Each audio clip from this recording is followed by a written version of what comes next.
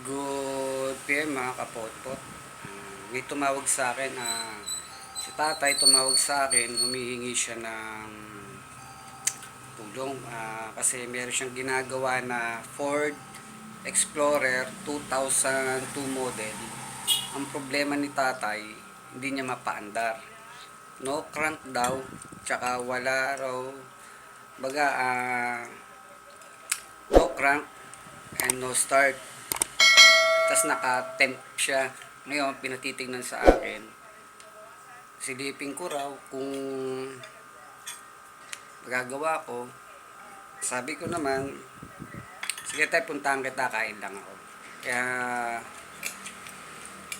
ngayon, kumakain ako. Subukan natin na maayos at para matulungan natin si tatay. 3 araw na raw sa kanya yung sasakyan. Ang problema niya, inano siya ng may-ari. Na madali siya. Kaya humingi siya ng tulong sa atin. Tulungan natin mga kapotpot. Tingnan natin kung ano yung madidiskarte ko. Yung 5 step na bibigay ko kay tatay para mapaandar natin yung sasakyan niya. Na Ford. Tayo natin mga kapotpot. Kain lang ako. Siya nga pala mga kapotpot. Dali natin yung analyzer natin, yung scanner natin, yung OBD. Mga kapotpot. Try nating sana bigyan tayo ng code para di na tayo mahirapan. Saka natin siya ng scanner para makita natin hindi tayo mahirapan pag nagpanda. Mga kapotpot asa tayo.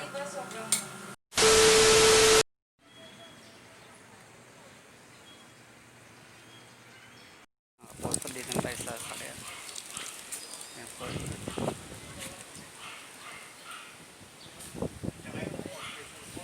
Ay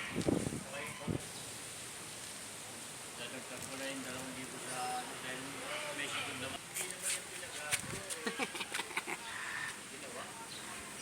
Ngayon mga kapotpot, si ate daw sinisigil ng 25,000. Ngayon pinatanggal yung mga pinatanggal.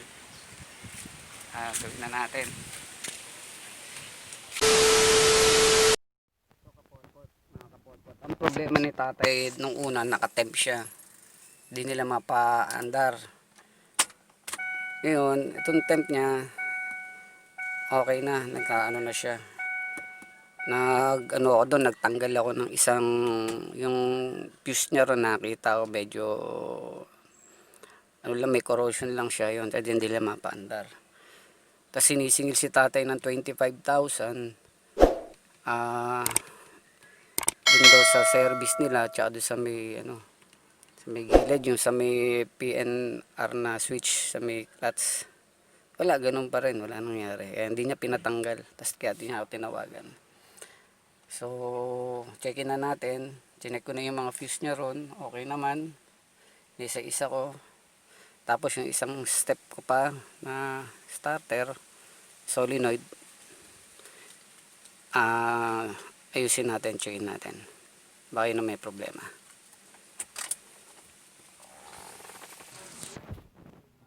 Ito mga kapotpot yung sa temp niya yan. Ano ko lang siya, tinanggal ko na yung starter doon sa gilid. Kaya bago mo siya matanggal, meron siyang balancer bago mo siya matanggal. Yung balancer doon sa nakalagay sa 2-wheel drive niya sa gilid doon. Ito mga kapotpot, chinek ko na lahat ng piece niya rito, so okay naman. Tapos yung pang third step ko, yung ano niya rito sa ignition niya, hindi ko muna siya tinanggal para kasi nasa 2 step pa lang ako kailangan, sabi ko kay tatay 5 step. Pag di ko na pandar, hanap na kayo ng ibang mekaniko, technician para okay. Ito yung sa ignition nya, so siyan, hindi ko yan tinanggal. Yung dun muna sa 2 step, check the fuse, and then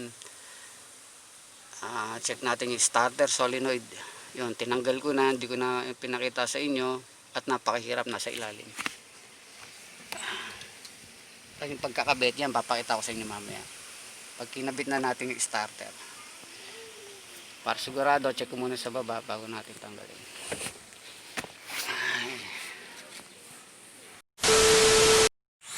Nakapagod ng starter niya.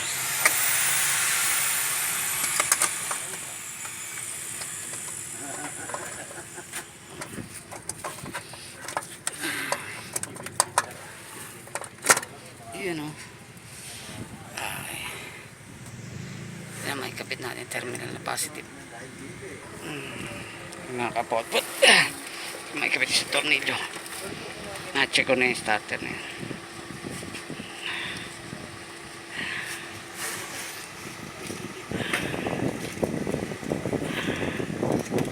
Hirap. Isang kamay. Isang video. Ay, 2 step pa lang tayo mga kapotpot. Palit tayo ng solenoid kasi wala siyang contact. So tinesting ko, pumalo na yung solenoid niya sa solenoid. So naging problema niya carbon mga kapotpot, temp tsaka carbon na starter. Ganyan kahirap yan mga kapotpot. Tigas, skip.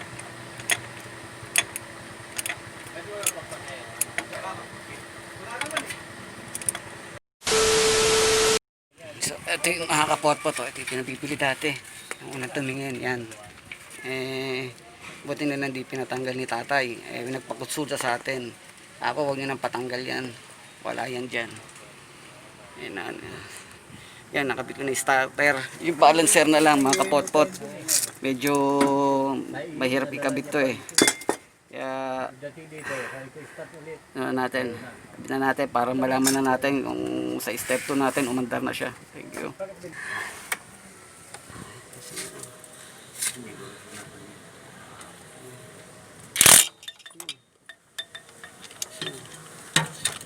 Ito may balancer.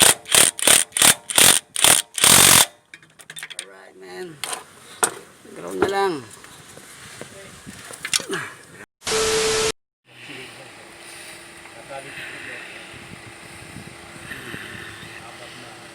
Ano na natin ito mga kapotpot. Ito yung signal doon sa may star, sa ignition niya. Matipan natin to. Buti na lang. Hirap kabit itong sa port explore. Buti na lang.